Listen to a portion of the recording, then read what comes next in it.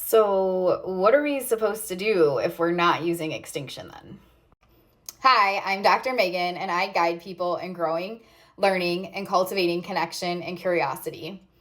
For the past few months, I've been talking about evaluating our use of extinction as behavior analysts, teachers, and parents. And one of the things that inevitably comes up when we have this discussion is, so we're just not going to use extinction then? And I wanted to spend some time in this round of videos on extinction talking about what the new way truly includes.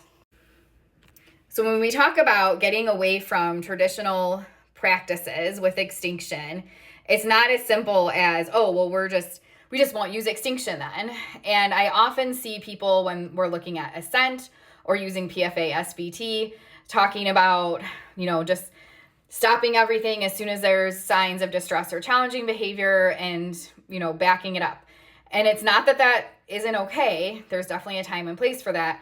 I'm a little bit nervous that people might be oversimplifying things and not necessarily, they're still missing the bigger picture and how comprehensive we need to be when we are trying to navigate these scenarios for our clients where we're seeing challenging or distressed behavior occurring. So for me and my practices, I haven't been using traditional escape extinction since 2012.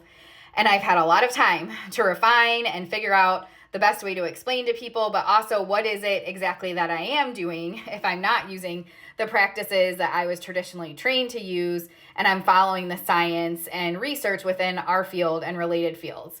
And it comes down to three things that make up this new way of addressing challenging behavior. But before I get into those three things, the biggest piece, whether you agree with me on the three things or not, that we have to understand is we need to change our mindset.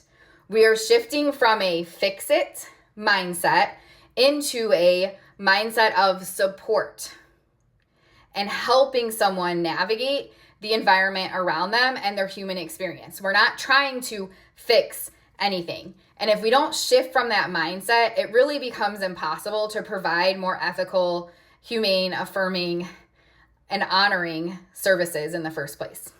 So these are the three parts, and I'll do a separate video. I probably have done videos already talking about these, but I'll do some more. To go into more detail, I just want to tell you what the three parts are. The first is that there are 6 areas we should be assessing and looking at, not just function. So function is one of those, but not just function. We need to look at connected relationships, emotional regulation, the big 4 preventative skills, executive functioning, environmental supports, and function. If we're over focusing on function or we're trying to address function before we've addressed these other areas, we won't have an accurate understanding of what is going on for our clients. The second is that we're working with the person. It should be a collaborative process.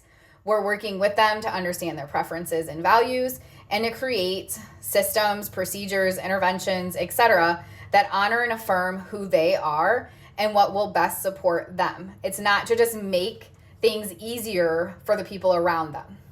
And the third is that we're creating low-stress learning environments. And this includes creating client-centered boundaries and expectations that are focused on safety.